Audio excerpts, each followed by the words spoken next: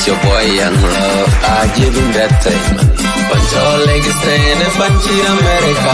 Banyi dwal pancho leg stand and punchy America. Banyi dwal ban walk on your leg. Kankaro watana watching. Oga leg gear pow garay leg. Panda with ya punchy America. Banyi dwal bano chingatongo pandon kujwera baya cheka. Paku panda jwero wadia bi dwal venting.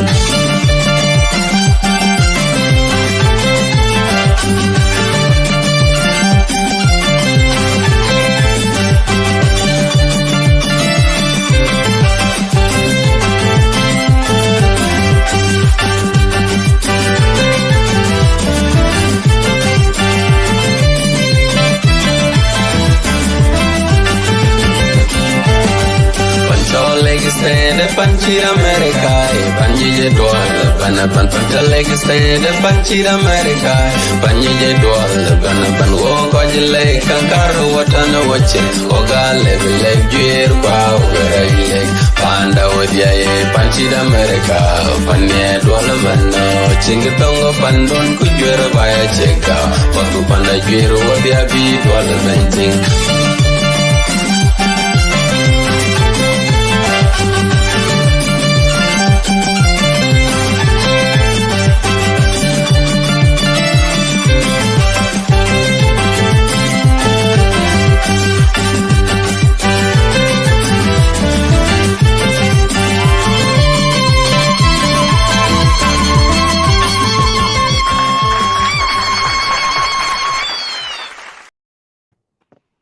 Welcome to Lagos State Media.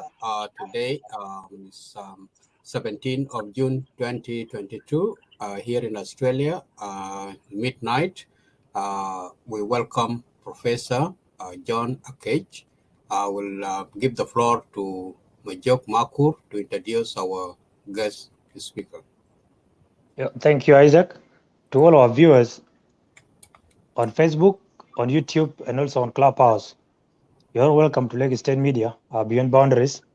And today in the studio with us, we have Professor John Apuruot Akec, the Vice-Chancellor of University of Juba, South Sudan. And today we will tackle the controversial topic or idea that has really taken a lot of South Sudanese time for the last 3 months. And Professor has been one of the few South Sudanese who has stood up firmly against Jonglei Canal project and the dredging of Nam River and Nile tributaries. Before we go ahead with the professor, there is a small clip that we need to play within less than 2 to 3 minutes. And then we will welcome the professor to give us its perspective in regard to this pernicious project imposed by the Egyptian government. Isaac?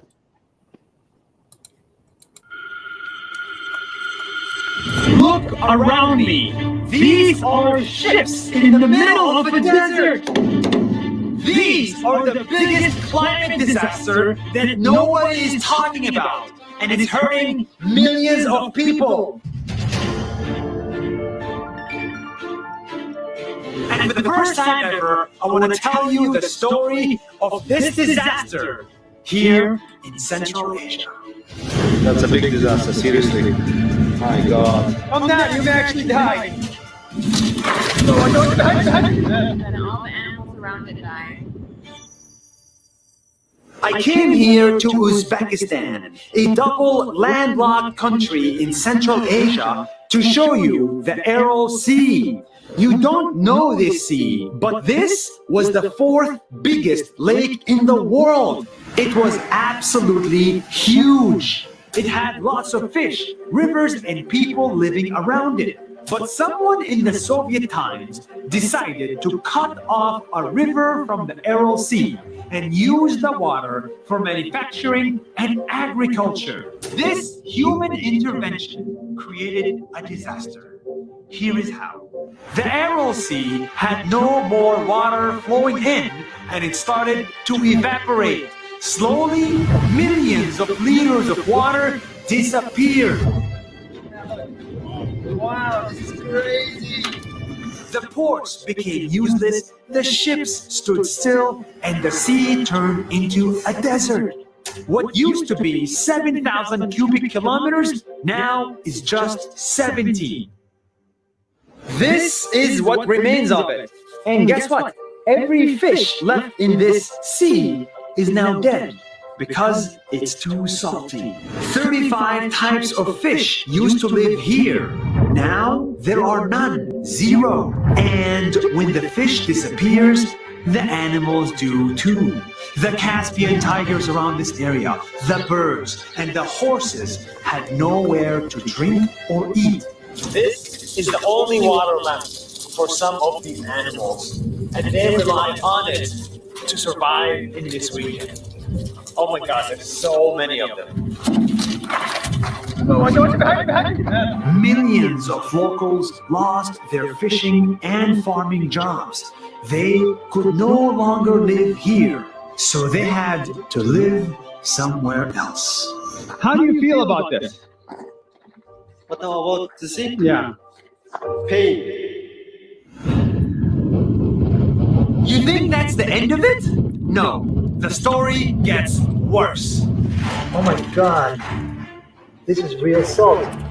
When water disappeared, the salt was left here at the bottom, and it got picked up by the winds to be carried hundreds and hundreds of kilometers, causing sandstorms in the rest of the country. It ruined crops of farmers 500 kilometers away, and it's making people sick. If you look at the data, cases of urinary diseases and other health issues are on the rise. They're going up and up. And there are even documented cases of cancer. Just think about this for a second. So many lives depend on one sea. And now modern-day Uzbekistan, after the Soviet Union, has to pay the price. That's why they declared this region a national disaster. Проблема высыхания Аральского моря – это не только проблема региона Приорале, это проблема всей мировой общественности. That's why countries like the United Arab Emirates are stepping up to help. Climate change is serious because everything is connected. Water, fish, animals, and humans. The Aral Sea in Uzbekistan is far away from you, but somehow, someway, it is connected to you. Let us take care of our planet so that it takes care of us.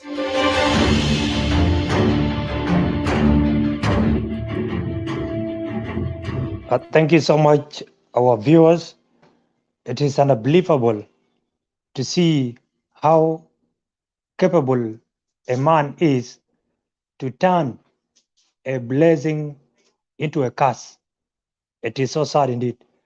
Professor, we South Sudanese media outlets and citizens appreciate your stand against Jonglei Canal and the dredging of the Nile rivers. And today we are really happy on behalf of Lagos State Media. Due to your schedule and busy time, you managed to give us your time to come and talk to South Sudanese. And we believe South Sudanese nowadays need more information than ever before. A citizen with information is a citizen that always step up and speak and demand their right. Thank you, Professor. You can take your floor so that you can give us your opening remark. Thank you very much for hosting me. I'm really, truly honored. I am humbled. I know that it's not just me alone, but thousands of South Sudanese and their friends are also protesting in their own way. Me, like many others, I have been at the sideways since this conversation began around November last year, when within the infrastructure cluster, there was information that they wanted to review the resumption of Jonglei Canal. Now, we know very well what Jonglei Canal actually stood for.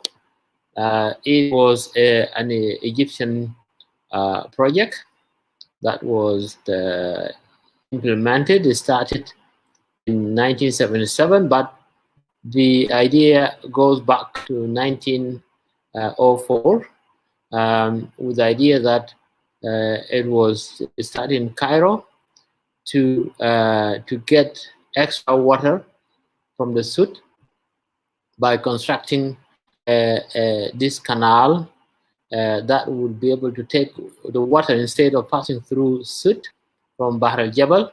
Then they will go directly from south of Bor, and they will join the Nile. It's like a shortcut, basically. So that water will not go through the Sud. But if the water, that amount of water does not go through Sud, it means the Sud wetland will not be what it is, because it will have less water. Not only that, that amount is actually equivalent to about 10 billion cubic meter of water per year. And if that amount flows, which it means there will be less vapor, there will be less water given to evaporation, because according to the engineer who conceived the idea, was that this water is lost because it goes to evaporation. But scientifically, this is not correct, because what happens, this water is recycled. The water we use, any drop of water we use, has been used at least 5 times before. So the water, you see, it goes as if it disappears, but then it comes back in form of rain. So the way it happens, the Sud is about 90 kilometers square meters of 90 square kilometers of water, covering a massive amount of land, it ranging from Jonglei to Upper Nile to Bahr Ghazal. So really is an area in which almost like 2 million Dinka, Nuer, Anuak live there. Is actually something that touches everybody. But at the same time, it provides fish, it provides grazing grounds for cattle.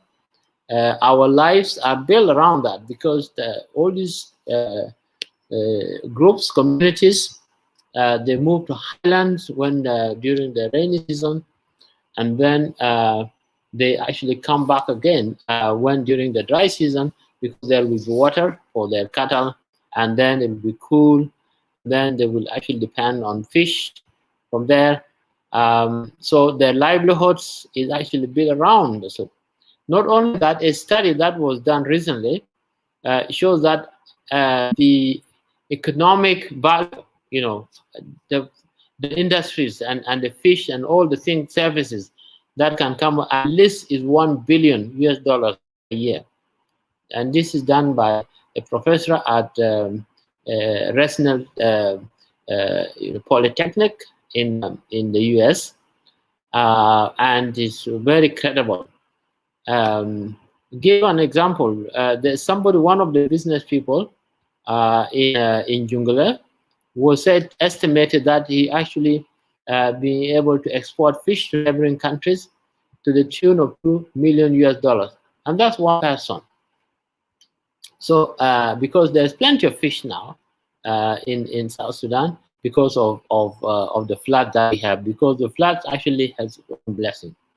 So now this project, which was pitched, it started discussion started in '74. People protested all over South Sudan, including students. I was a student in intermediate school in '74 when this happened. But we remember students of Juba Commercial actually went out from here, and even some of the students died. Like 2 students were killed by the police. But the government of South Sudan let it go. because it was approved by Sudan and Egypt, and we were part of Sudan. We were autonomous government, but we didn't have a say in these things. So the government at that time let it go. However, the SPLA stopped it in 1983 by actually disrupting the operation, kidnapping the workers, and eventually the workers, none of them was killed, but the workers released, but the company who was digging it, after digging 270 kilometers, had to stop the work. Some of the machines were actually dismantled, and it's actually lying there in ruin, the machine that was used, the digger. And so we were relieved that this one. But why are people against it? The idea is to take water that goes to the Sud and allow it to flow to Egypt so that Egypt has more water. But the problem is this water will be available, so the Sud will be drier. Not only that, it will has actually caused less rain in Western Equatoria and Western Bahr Ghazal and Northern Democratic Republic of Congo and Northern Uganda, because that 10 billion cubic meters is actually taken up by the wind coming from the north and blowing towards the west southwest of South Sudan and causing the rain there. And this rain fills the rivers, and the rivers come back, flowing back into the Sud. So it's a connected system. Now, if you take that water out, then it means there will be less. And little by little, like we have watched what happened in Obergestan, the Sud can dry up. It can even become a desert. Western Equatoria can become a desert. The impact will not be only for the people living around Sud, but Western Equatoria, which is called and Western Bahr Ghazal, called green belt, will not be green. It will be like quite dry, like Eastern Equatoria, which has pure rains and semi-desert. Now, it really means people will not be able to cultivate twice a year. It means that they will not, they will have less food. And then the people around the Sud, cattle will not have much grass to feed on. The fish will disappear. Our lives will be miserable physically and will cause a lot of conflict, as you have seen.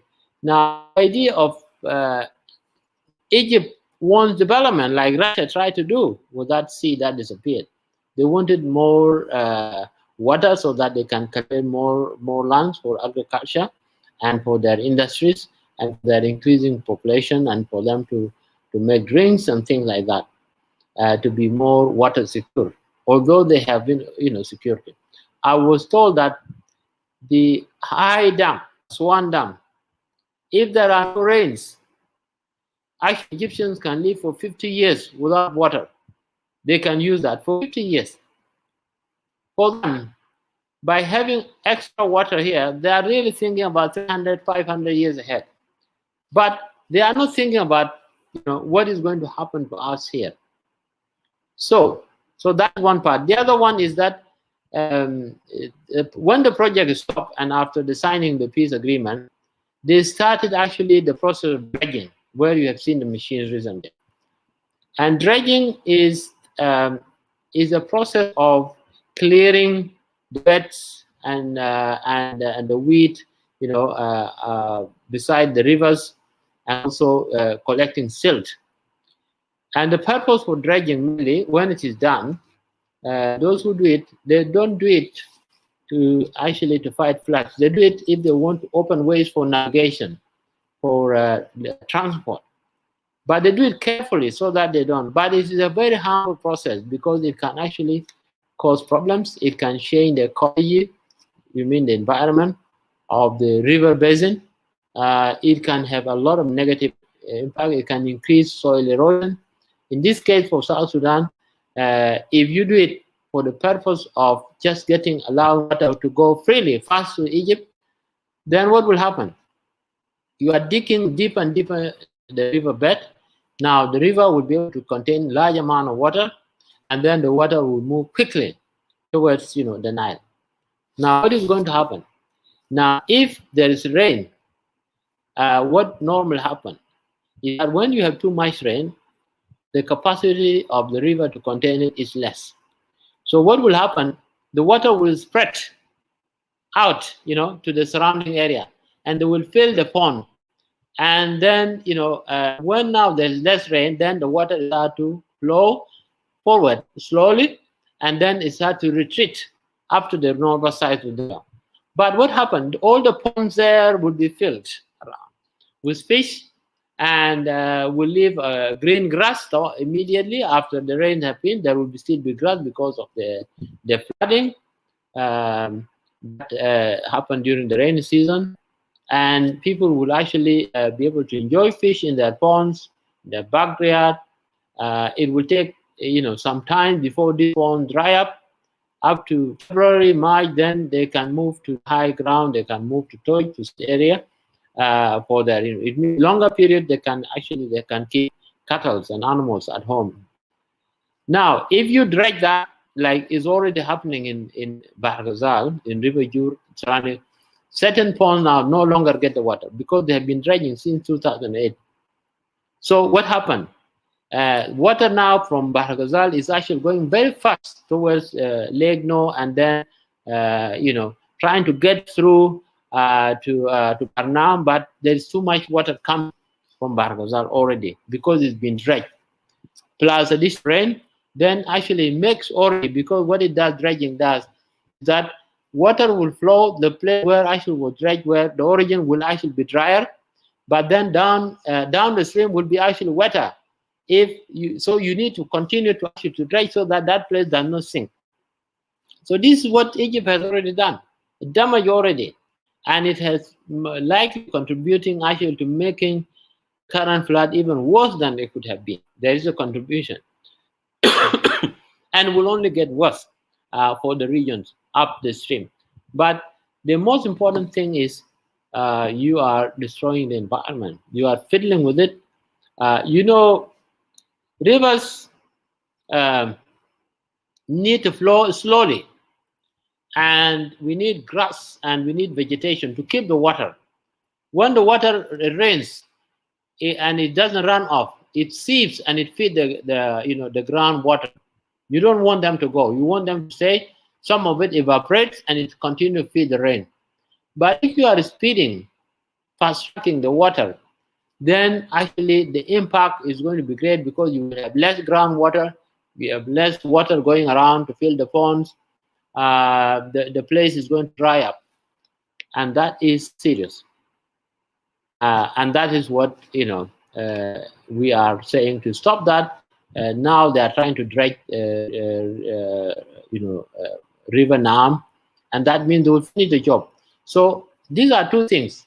You go and you try to widen, to deepen the rivers supplying Bahr Ghazal basin. And Bahr Ghazal River is 100%, as I came to know from expert, is water from South Sudan. The rivers all originate here, okay? And they go to Sud. They don't come from outside. It's not like Bahr Jabal that comes from Uganda. It's not like Bahr Sobat that comes from Misiba. This is ours. But you go there, you dig. Basically, you are going to dry this place up. You know, northern Bahr Ghazal, western Bahr Ghazal, and then there will be less water there, and then it will actually, there is what they call negative feedback. It will get worse and worse. So it's actually a foolish thing to do. And it's something that we cannot allow as a sovereign country. We cannot allow that to happen. It's actually Jonglei Canal B, basically. It's a plan B. If they cannot get the Jonglei Canal, they can dry the Sud here through the dredging. So these are two evils, and none of them is good for us. Thank you so much, Professor John Akec, for that well-articulated and presentation. First of all, Prof, we are delighted, and many of our viewers appreciate the perspective of which you approach this issue of Jonglei Canal and the dredging. You put it clearly that the dredging issue is just a plan B by the Egyptian government, and they need Nile water by all means. That's why they are trying everything possible to make sure they persuade the government and the people of South Sudan to accept and give out their lives, which is water. Now, Prof, do you examine and actually see the positive part of it or not? Because Egyptian government are very wise. They came in at the time where South Sudan is deeply divided. We are in political crisis, economic crisis, and flooding. So many citizens or some few citizens are supporting the idea of Jonglei Canal and the dredging in order to address the issue of floods in the territories of Upper Nile region. What can you say to these citizens? What are some of the modalities that government can develop and adapt them in order to address the issue of floods in the country? And what are the positive aspects that you see on these two deadly and evilistic projects, Jonglei Canal and the dredging? The floor is yours, Prof. Yeah, it's clear that the attempt to resume the studies feasibilities of Jonglei Canal, which is presented by the Ministry of Water and Urban, by Ministry of Water and Irrigation, they wanted to look at it as solution for, and this has been conducted basically. This country went to war to stop that. It was among the three top issues that led to war. Jonglei Canal was one of them. The other was the revision of South Sudan, and then imposition of Sharia law. And then, so that is, those are the three items. So the warriors, those who fought, cannot suddenly come around and just, kill their own legacy. It's just unthinkable. But what we understand is that Egyptians came in a very clever way. Since 2006, Egypt has been trying to resume the Jonglei Canal, and they signed an MOU, and they put dredging there. So dredging has been going on as far as, say, 2008, 2007. I don't know, I'm not sure, in Pakistan. They have their equipment there in a small scale. So they have been doing it, and they have other funny things they are trying to do. They will tell us we are putting dams here, we are putting Hafir there, but nobody knows, because Egyptians are well, informed about water. They know every bit of drop here. They have started their institutes are looking at that. For them, that is the security, but they don't care what will happen to the people around the Nile. For them, these people can die, but for their people to live, that's what is important for them. So the way this project go back to 2006, 2008, and there were no floods. So what they are doing now, they actually move in at this point of time, and then they it was twisted around with South Sudanese who are actually collaborating with them as a solution to flooding. And it is not, first of all, dredging is not a solution to flooding. It's for transportation, but also for somebody like Egypt trying to just get as much water as possible. It doesn't solve the problem of flooding. What will happen when flood never happen? You will have chaos, basically. You will have, from having too much water to having nothing. Is that a good choice to make?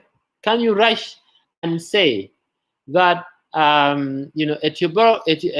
medication to treat tuberculosis can be used to treat malaria? Can you actually be given medicine for tuberculosis to treat the malaria? You will take it, it will kill you, because it's not actually for that. Too strong, but it will not solve malaria. This is what we are trying to do now. We want to use a wrong treatment for the wrong disease, basically. The way that floods are actually done, it has to be national, and we have to come with our own solutions that include dikes, and walls, to stop water. To coming from residential areas, we have to have zoning. We know places where the floodplain, we remove people. Even within Unity State, there are highlands, within the Unity State. You can actually survey the place. These places are less, flooded, so you move people there. Within Jonglei, within Unity State and Jonglei, there will be places.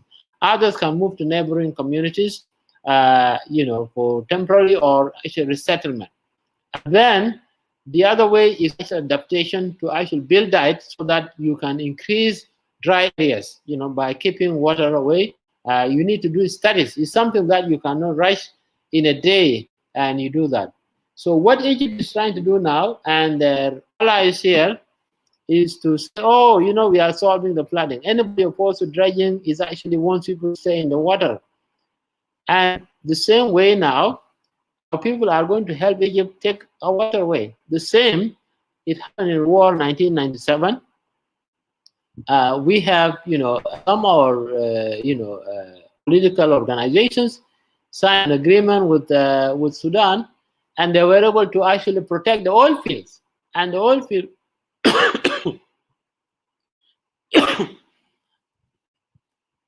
the oil field was actually, they were able to get access to the oil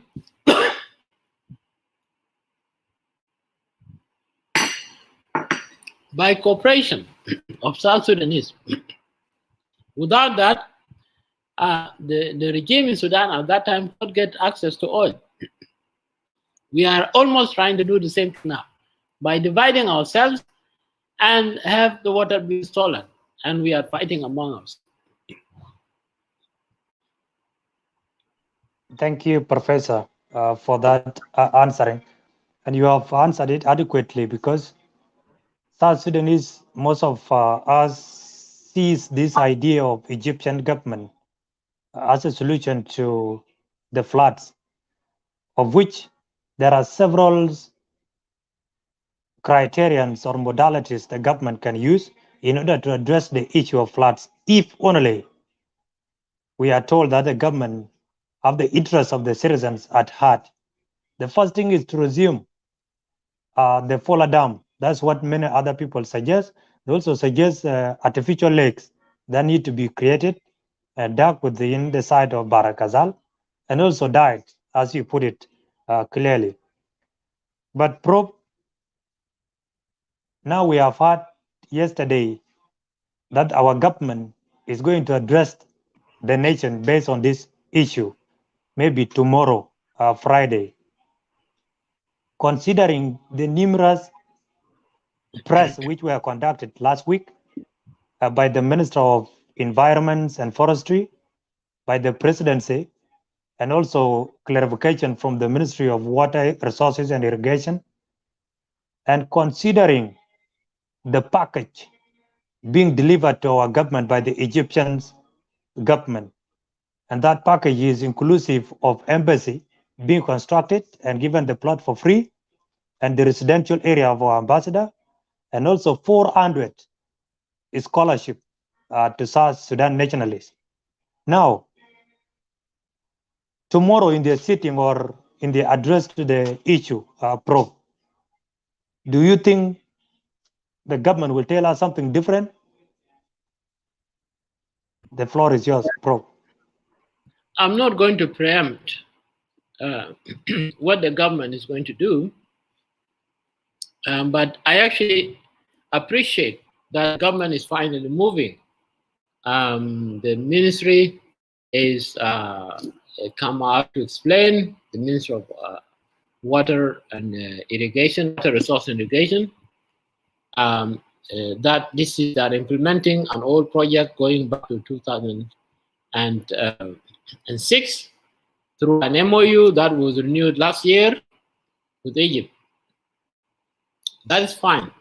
What we know, an MOU is not an agreement. An MOU is understanding. You cannot say, I signed an MOU, but when you come to implement something, we need to agree with you, a complete solid agreement, not an MOU. But what they did, they took it like an agreement now to do anything, they won. And given the war that we had, and people are going and coming, and the instability, our institutions are very weak. You have seen how ministers in the Ministry of Finance are changed in central bank, and the secretaries have been dismissed over the last since the agreement was signed, we have 3 undersecretaries in the Ministry of Water and Urban, in Ministry of Water Resources and Irrigation. We have 3 undersecretaries. 2 of them are very experienced. The third one is also experienced. But what is this? These are civil servants. Why do you dismiss them? Nobody understands. So there is a possibility that Egypt has been manipulating, basically. And if they find that these civil servants will not allow, when they want, they will manipulate the politicians to dismiss. And they have no protection. The civil servants under our system here are not protected. They are, the minister can recommend whatever person they want to be undersecretary. And that is not the way countries work. Countries work, you have a civil service commission which actually distribute all the civil servants and is responsible for their appointment, their promotion, and they are isolated and protected. And they have a code for civil service that you don't actually talk about politics. If you talk about it, you have your own opinion. You should avoid conflict of interest. And those are the people who can actually, the ministers can change, but civil servants need to remain almost, there. It's supposed to be a secure job that's supposed to be run by well-qualified people who are professionals, especially civil servants. This is not the case here. Civil service has been politicized, and especially we had a lot of undersecretaries now being dismissed in that ministry, and we don't know why. But the fact that the government now is moving is in place. We know also that the Minister of Environment has said that they have not been consulted. Now, even oddly enough, environmental agencies all over the world that are responsible for things like floods. Okay? The water and works utilities is responsible for supplying us with water. That's water for drink, water for irrigation. But if it's something to do with floods, it's an environmental issue. And it is the Minister of Environment that, so this is a contradiction, basically. So something is not right. And I tell you about confusion in our governance system. There is no also blueprint about how do you standard procedures, how you actually take a project from initiation to make sure that the project has been checked. Now, there are draft policies, including the draft environmental protection law that has not been passed, but it doesn't mean that people cannot actually carry out the job. And in it, it says that, any project like that, and also the environmental policy, is that dredging and any other activity, you need to do environmental impact assessment. When you have a large project of a big magnitude size, well over is actually done to do that. The other thing is that Sut is a Ramsar site, is protected. It's the largest, one of the largest wetlands in the world. It's the second largest and the largest in Africa, because there is not only the fish, but there are also kinds of birds and animals live in that region. And it's also very crucial for fighting climate change, because it can actually absorb CO2, carbon dioxide. It's a very important resource for the global community and for South Sudanese community. It stabilizes the environment, it actually causes rains and so on. So I cannot say anything about what the government is going to say. But the fact that the government is actually trying to get its act together is positive for us.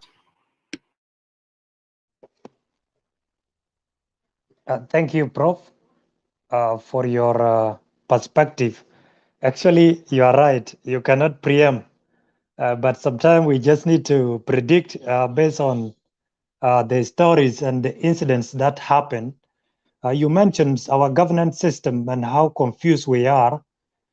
It was so sad, and many citizens were asking questions that if the presidency roll out and say that we are not aware and we did not approve any dredging, then who is the man behind this project?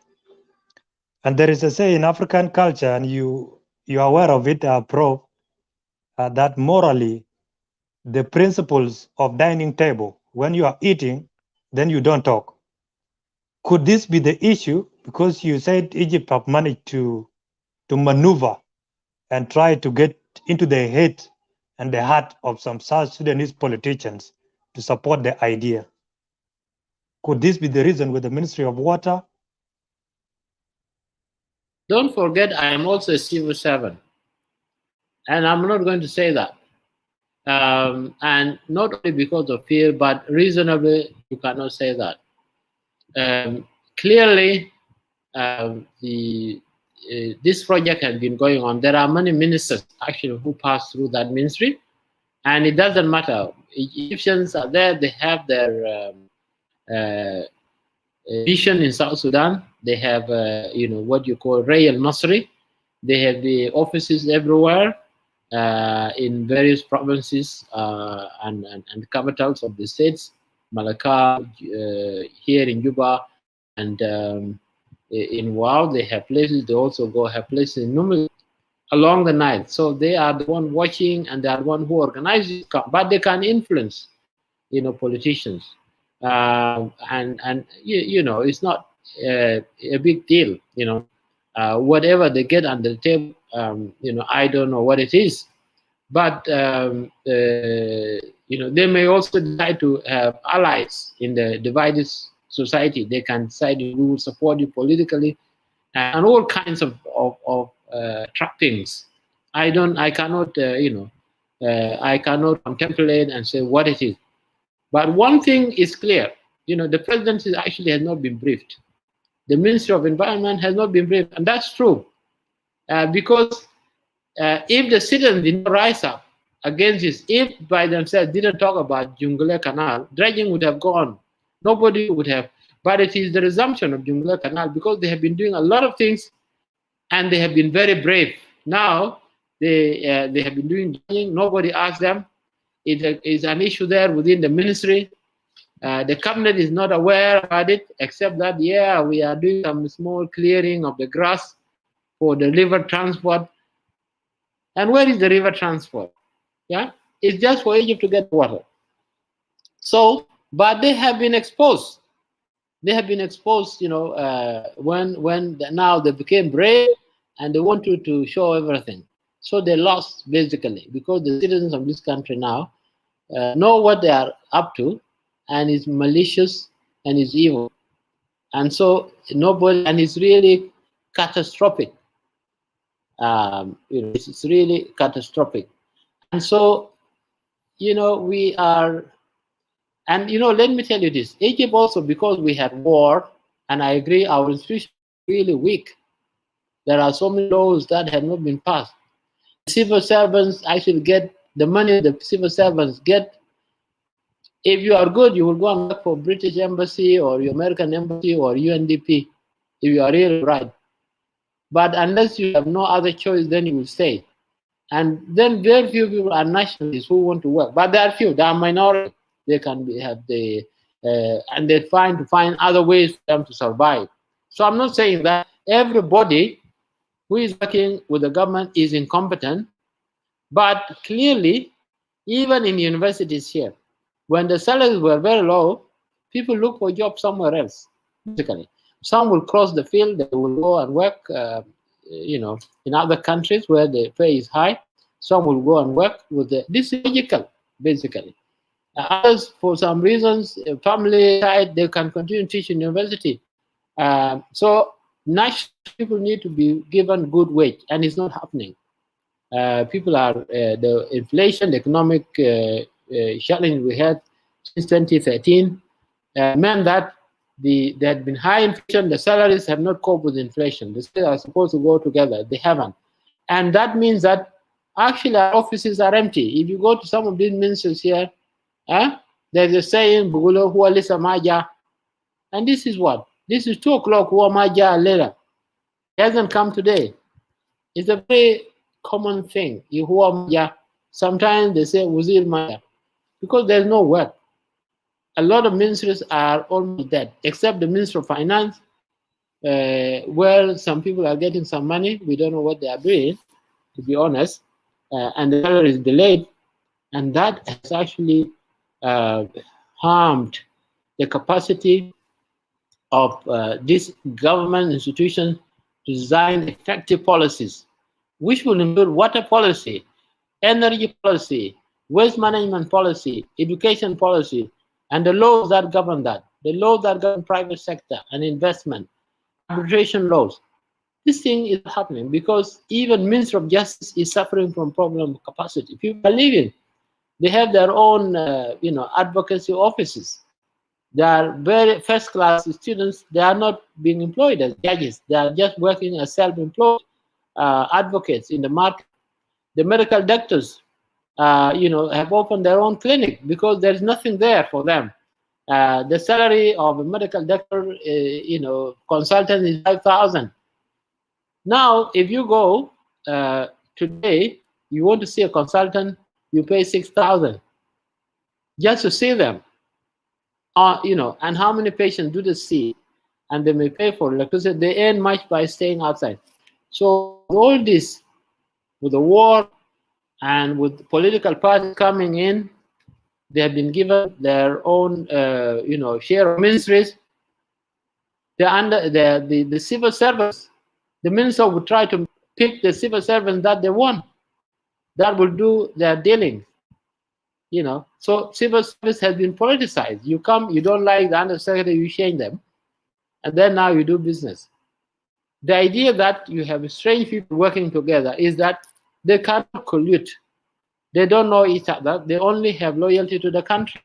They don't have loyalty to one another. But if you bring people who have either they come from the same political party or they come from the same area, so what is going to happen? The whole place will turn into a tribal or a political zone. So you have that ministry will be doing this, that ministry will be doing that.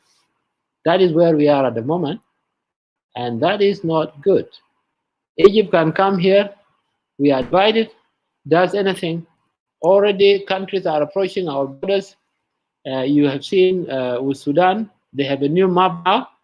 When you are weak on the floor, everybody will come in and eat you up, basically. And this is happening also with our neighbors here, other neighbors, I will not name them. All of them are encroaching on our land because of weak institutions that we have, because we cannot pay our civil servants the right amount, we cannot even pay our army a good amount and on time, and so on. I'm not saying that these issues are not solvable. We can get our act together, and the government can address the economic recovery, reforms, and then we will start to raise the salaries for the civil servants, and that will bring people back. It must be attractive salary. Then the best is going to come. Some will come from abroad now, because if you leave your job in Australia or in Texas, you come here and even if you get a civil servant job, it's not going to pay you. So we need to do that. And Uganda was in such a situation, but Uganda now is good. People are coming, diaspora coming back. Kenya pay well. Even Ethiopia, diaspora are coming back because the salaries and the market are matching one another. So you can live a decent life. You can take your kids to school. You can treat yourself. So all these things are connected, my friend. They are all connected, and so forth. And there are other things that very interesting are happening, including the parliament now. We have heard that the parliament people are walking out, that the parliament, their understanding when they sign peace is that everything must be done by consensus. So the laws are not being passed because they need a consensus. Now, if you legally define a consensus, what does it mean? Does it mean 80% of people agree? Does it mean 90% of the people? Does it mean 99%, or does it mean 100%? If one person doesn't want to like it, what are you going to do if it is done by consensus? Parliaments are supposed, when you do the law, they are the one who design the law. And then other bodies implement the laws, including the judges, okay? But if there are bodies outside that can actually draft those, and then the parliament just pass it as it is, then that is an issue, And there is a peace agreement, but that peace agreement we have not cast referendum on it. It's some parties who were quarreling. So they cannot deprive a legislature. What you need to do, there are certain things where you need 60% majority. And there are things you can pass simple majority, which is 51%. That is the way. Now, what you do is that if you have anything as a party and you lobby your colleagues, even from other parties, and you get good number to vote for something that you want, or amendment that you want. That is the way it operates. I think we are also concerned, the citizens who are watching them. So these malpractices and this misunderstanding are unnecessary, when our enemies and the friends robbing us are right. Thank you so much, Professor, for that articulation. Actually, we will be requesting you for second time because you have done tremendous job to at least uplift the University of Juba to meet at the international standard. So we will request you once more time to ask you to talk to the public about the leadership. What kind of leadership did you employ and how did you mobilize resources to build the institution? And to my understanding, the resources are very limited and they're very limited in the country. And you have managed to make sure that one of the best university now, the public university, is University of Juba. And you have managed to make sure the university meet at least a certain standard of our village as Africans, which every South Sudanese appreciate you and give you credit for that. Secondly, you also fought hard for our salaries as lecturers to be increased when we were earning 5,000 SSP, and it come after 6 months. But you managed to stand up with your colleague, the Vice-Chancellors from other public universities, to make sure this thing is implemented. We will request you for more discussion in regard to the leadership that you employ and the governance system of our country. Thank you for that. Before we come back to the last questions and close our conversation, there was a petition that you roll out some months ago. Many citizens signed that petition, and some of them are asking, what is the backstop of this petition?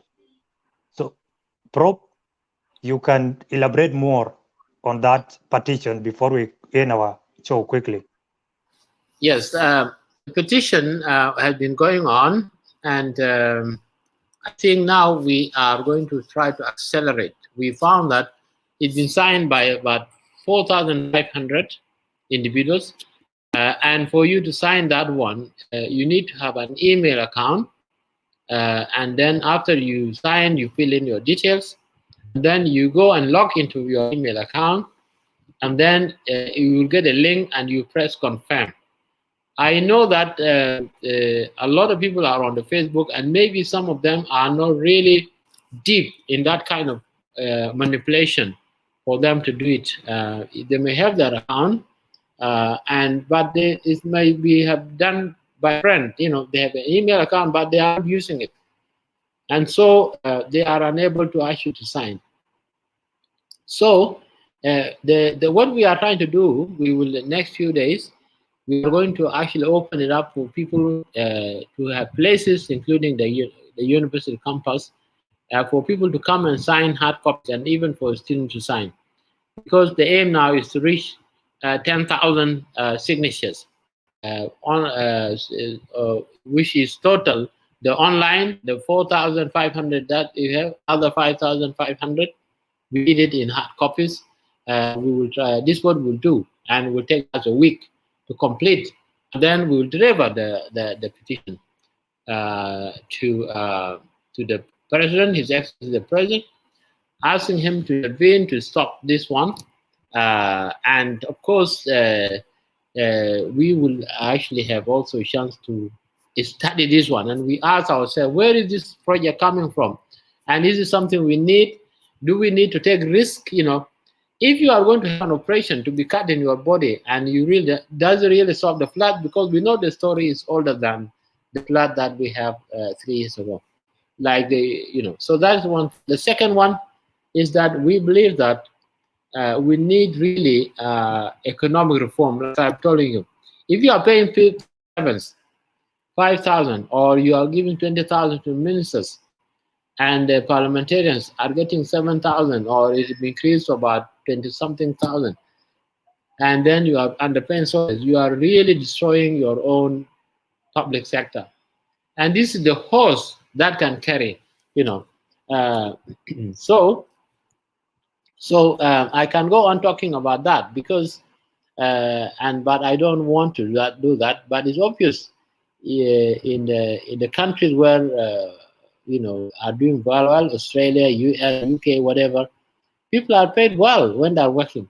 It means our income, whether it is oil, whether it is tax. First of all, pay these people, the firemen, the traffic police, the prison wardens, the security, the army, and the civil servants, director generals, undersecretaries, inspectors. All this very important. So that needs to be done. Then it is these people now who are going to help us design policies. Those policies include water policy that we need. Now we are just like not clear. What do we do with this much water? Do we give it to Egypt or shall we construct dams? So we need people who have, to employ these individuals. Some of them are trained in engineers, civil engineers, water engineers, to come, and also even consultancies can be hired who are good in this specific area to help us fight. But they need to be supervised by a competent government. The people who are underpaid, a lot of vacancies are empty, and those who are there are not committed to do anything. Somebody actually told me that if you pay a civil servant equivalent of $20 a month, and which come out of sick, and then you ask them to go and make a deal, negotiate an international deal for $200 million. I mean, can they not be compromised? Because they are hungry, basically. Somebody is going to give them money to solve their problem, and then they will look away, and the country will lose. So those are the issues we want to do. We are going to put out the information. When it is ready, we'll tell them where to come and sign. The public and the students can sign, and quickly, within a week or so, we'll be able to have the signatures that we want, and then we take the petition to His Excellency, the President of the Republic. Thank you so much, Professor. To all our viewers, you have heard, and you are all requested kindly to go to on his Facebook wall. You'll find a petition there, and you have to log in, you sign, then you go back to your email. It'll give you a link to confirm. Then you confirm your signing. It is your own responsibility to rise up and fight for your country. Yeah, there is a last question, Prof, to end our interview. There were people asking, now Professor is at the front line campaigning against this project. And Professor, the institution that he is leading is the leading institution in South Sudan, sorry, with 1,000 students. Why are not,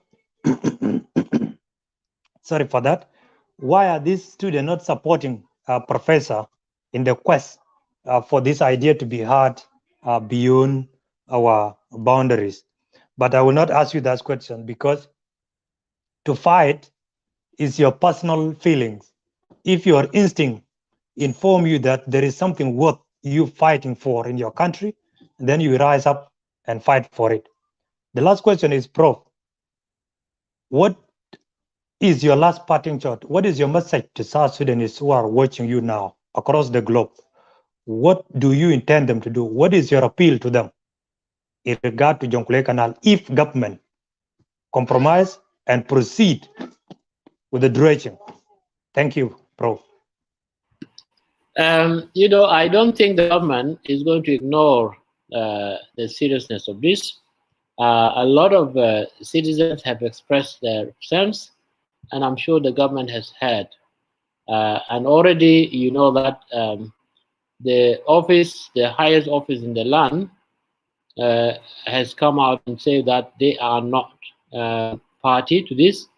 They haven't approved it, which is good news for us because it would have been worrying, more difficult, more challenging for us after they have put the signature. But now we are relieved that the office of the president is not a party to this, because then the office of the president is the last office, is the arbiter. If the Ministry of Environment and the Ministry of Water Resources are fighting, it is the president to say, come here and look, listen here, and he make a decision. It is the president to actually show the direction, where the country is going. These are his officers. These are his civil servants, the ministers. And in the end of the day, what they do is going to actually either, if they do something good, the praise is going to come to him. If they do something not so great, then the blame is going to fall on him. Like other things. Leadership, you take the responsibility for things that are done well, and also for the things that are not done well. And so, and the president was himself a fighter. He fought against Jonglei Canal. He cannot come and see it revived today. And it is for us, as academicians, to actually ring the bell. If there is something danger coming, we cannot be quiet. And that's why I'm using this one as a citizen, informed citizen, but also the Vice-Chancellor morally of the flagship university in the country. So we cannot see things going like that. It's a natural disaster. We keep quiet. So I am coming in from a technical point of view that this technically will not help us. It's not good for us. I cannot be silent. But as a citizen as well. And I will never use my position to involve the students as such. Students who want to sign the petition have the right to sign that. I have 30,000 students. And I can easily get, I cannot prevent them from signing that petition, especially when it is brought here. And Upper Nile and Baragazal, they can sign to express them. That is, and we said that is civilized way, of doing things. So we express ourselves as responsible citizens. We communicate our grievances. We don't go around, smashing things. And no, that is the work we want to do. And the university want to be a good example, and Vice-Chancellor want also to be a good role model, in a sense that a role model of civility. We express ourselves. We know that our government has a lot of challenges. We understand that. We encourage our government actually to do the right thing, to build the trust with the citizen, by actually addressing their interests that are threatening them. Because the idea of a government itself means, it means that you actually is a social contract. You actually, if Majok Makur has a problem with me, I go to the government, and there's an agency of the government there to say Majok has actually taken my property or has taken my rights, rather than me coming and taking. Because the society before, it was like between everybody who had a law was a law that said, but the government exists to actually arbitrate between the citizens, to protect them. And we should be paying taxes so that they look after us, they look after our traffic, they protect our environment.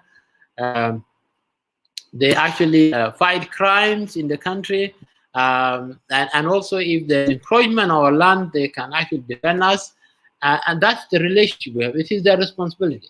They are the mother and the father of the citizen.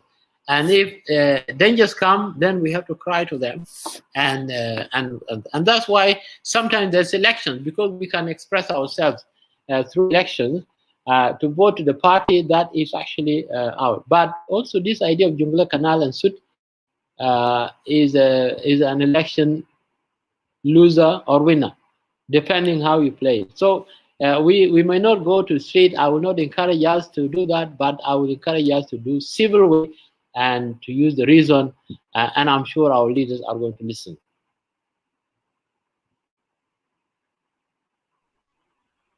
Thank you so much, Professor John Apuruot Akec, the Vice-Chancellor of the University of Juba, for your time and for everything, including your wisdoms and the knowledge that you have shared with South Sudanese today in this platform. including some Africans who are watching through Lagos State Media. On behalf of Lagos State Media, to all our viewers, thank you so much for tuning in. And we will request a professor to come and talk to us about governance system in the country and the leadership that he have exuded in the country to transform one of the best institutions in the country as per now, University of Juba. You will all requested to tune in if that time comes and also listen to him. He will give us some of the wisdom and the solution too, because we have heard from him now. There are challenges, of course, and we are optimistic that in the near future, we will resolve them. So long we have political will and we have citizens who are well informed about the ideas of their country. With this remark, we thank you so much, Professor, on behalf of the entire team of Lagos State Media for your time, and we will engage more with you on this platform. May God give you good health to continue serving our country, and may God bless all South Sudanese, and may God bless our country. Bye for now. It's your boy Young Love, I give him that time. Pancho Lagos State, Panchi America, Panji Dwal, Pancho Lagos State, Panchi America, Panji Dwal, walk on the lake, Kankara, what on a watching, Oga, level leg, year, wow, very leg, Panda with Yay, Panchi America, Panya Dwalabano, Chingatonga Pandon, could you ever buy a check out, Papu Panda Jiro, what they be Dwalaventing.